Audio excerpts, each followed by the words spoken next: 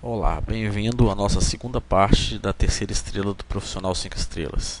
Nosso tema é configurando o Active Directory Rights Management Service, o ADRMS. Meu nome é André Luiz e vou te acompanhar nesse treinamento.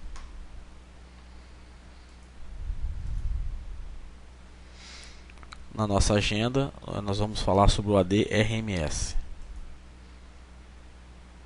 O ADRMS é uma tecnologia de proteção da informação que trabalha com aplicações compatíveis que ajuda a proteger as informações digitais de uso não autorizado. Ela ajuda a restringir o acesso à propriedade intelectual da empresa, limita as ações dos usuários com o conteúdo e limita o risco do conteúdo ser exposto fora da empresa. Aqui nós temos um quadro ilustrando o funcionamento do RMS, mas nós vamos detalhar à medida que formos avançando nesse treinamento. Como o ADRMS trabalha? O autor, usando uma ferramenta compatível com o RMS, ao usar a primeira vez, recebe um certificado. Depois, ele, usando-se dos direitos, ele cria um documento que vai ter uma licença de publicação e será encriptado. Depois o autor, no número 3, ele distribui o arquivo que vai estar encriptado.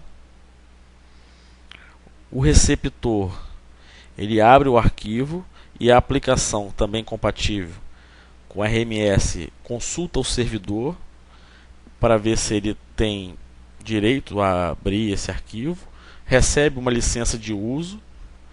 E aqui no 5, ele é forçado a obedecer às regras definidas pelo autor do documento.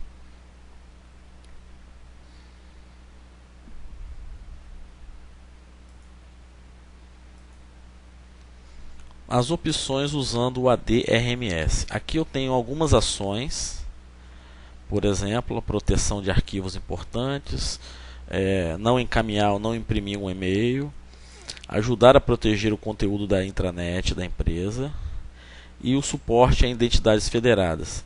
Aqui eu tenho aplicações que estão compatíveis com essas ações e aqui os recursos que eu tenho nessas aplicações. Okay. Existe uma documentação onde podem ser desenvolvidos softwares compatíveis com RMS.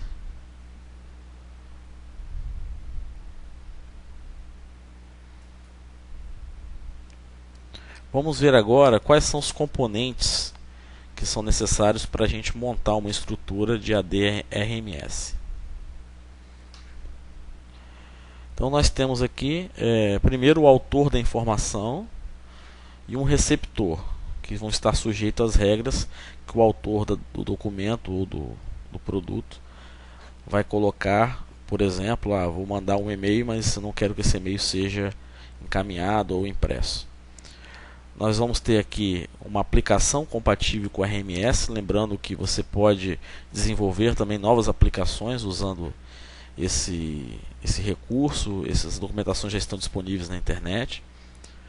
Nós vamos ter um ADRMS Server, que vai fazer todo esse controle para prover a proteção ao documento. Nós vamos ter o SQL Server, que é usado para guardar as informações e as documentações do RMS Server. E nós vamos ter que ter um controlador de domínio, que é onde os autores e os receptores vão ser autenticados.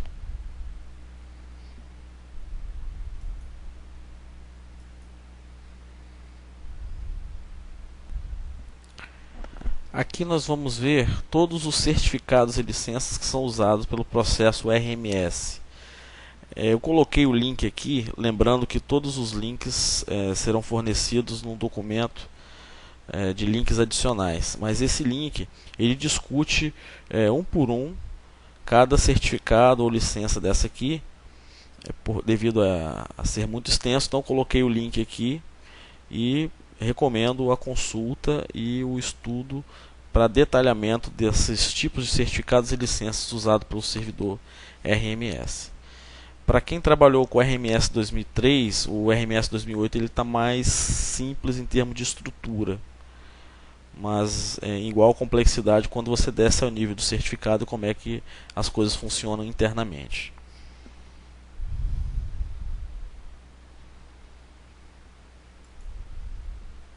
Vamos ver agora como que o ADRMS protege o conteúdo.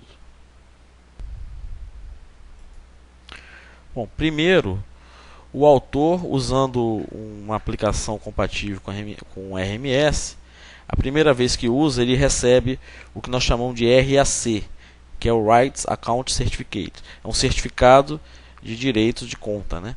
E um CLS, Client License Certificate.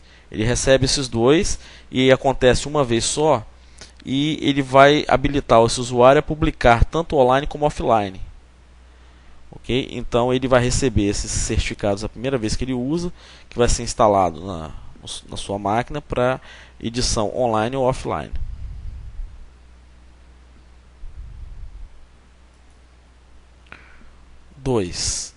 O que acontece agora? O autor, usando uma aplicação RMS, cria o arquivo e especifica os direitos do usuário em cima desse arquivo. Então uma política é gerada.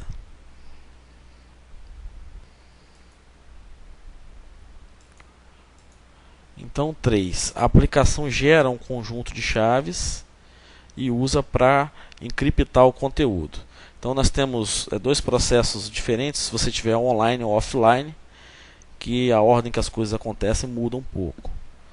Quando você está online, ele faz a encriptação, gera a chave pública e já assina o certificado de publicação, a licença de publicação.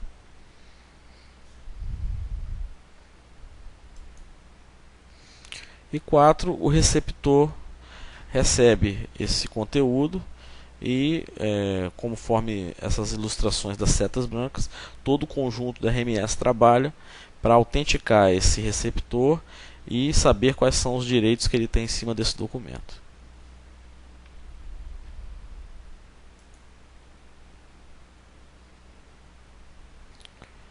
Vamos ver agora como o ADRMS restringe o acesso. Primeiro, o receptor recebe um documento e vai abrir através de uma aplicação compatível com o RMS, ou um browser. A aplicação vai requisitar ao servidor RMS toda aquela estrutura de licenciamento do documento, as licenças de publicação, a assinatura para o arquivo. Bom, aí o que vai acontecer no servidor RMS? Ele vai confirmar que o receptor está autorizado, checar pelo nome do usuário e criar uma licença de uso para aquele usuário. Aí o servidor vai desencriptar o conteúdo da chave usando a chave privada do servidor. Então reencriptar o conteúdo com a chave pública do receptor do documento. Então ele vai adicionar a chave encriptada da sessão para a licença de uso, que vai significar que apenas o receptor vai poder acessar esse arquivo. Aí o ADRMS no item 4, ele vai enviar para o computador do receptor essa licença de uso, com todo aquele trabalho que foi explicado no item 3. E no item 5, a aplicação vai checar os certificados e a licença recebida para determinar qual o certificado que ela vai usar, se vai estar numa lista de revogação, etc. Vai garantir o acesso ao conteúdo e vai submeter o receptor às políticas de restrição que o autor definiu.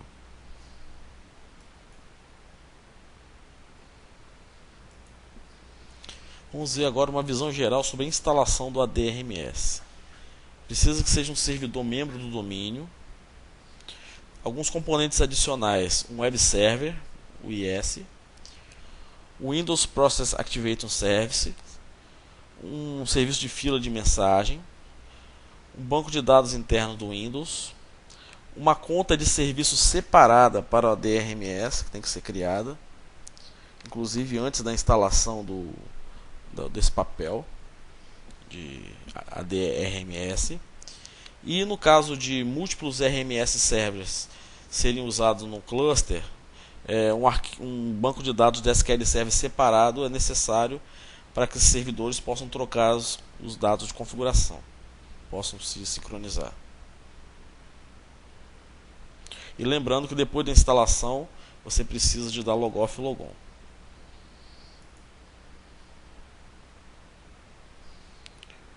Agora nós vamos ver uma demo de uso do RMS para proteção do conteúdo.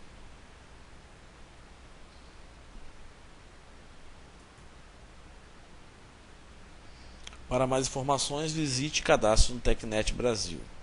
Muito obrigado.